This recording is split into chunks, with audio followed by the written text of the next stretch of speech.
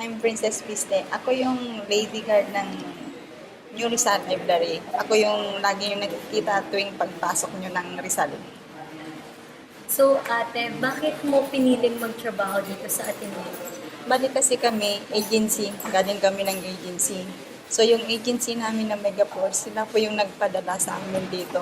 Kung ano po yung kulang, halimbawa, kulang ng mga babae, kami yung pinapadala dito sa Ateneo. So, gano'ng katagal ka na nagtatrabaho dito, ate? Nag 1 year na ako nung January 16. 1 year Pero, na. nagustuhan mo naman yung trabaho mo, at saka, bakit ka nag-stay dito? It depends kasi sa agency namin yan. So, every year may kontrata kami. Lagi nilang, kung maganda yung performance namin, so kailangan nilang i-contract. Yung pag-stay ko naman, okay naman dito, sa Ateneo. Madali kong natutunan kung ano yung mga procedure ng trabaho namin.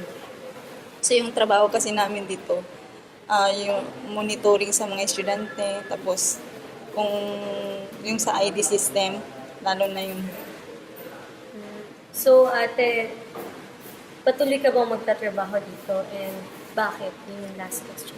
para sa akin, it depends kasi rin sa agency namin kasi agency yung humawak sa amin. Pero kung ako yung tatanungin nyo kung gusto ko mag-stay, gusto ko na mag-stay kasi mahirap kasi yung palipat-lipat ng trabaho. Mahirap mag-adjust. At least dito, alam mo na yung ano yung gagawin mo, hindi ka na pwedeng mag-ano. So, okay na sa akin dito. Ano po Valentine's wish? Valentine's, usually kasi wala na yung aking king. She passed away on July, last 2006, motor accident. So, wala pa naman nagpaparamdam na king. Pero okay lang, may 2 babies na ako. Oh.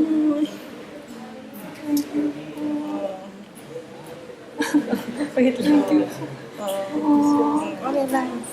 Pero nung last February, may mga estudyante na nagbigay sa akin ng flower. Kaya tuwa naman ako. Doon sa Mateo Ricci ako nakasali. Doon po kayo una. Pero yung nagbigay sa akin, graduated na sila. So, siguro bang sa isa inyo, may magbibigay sa akin. Tatandaan po namin. Thank you po. Salamat.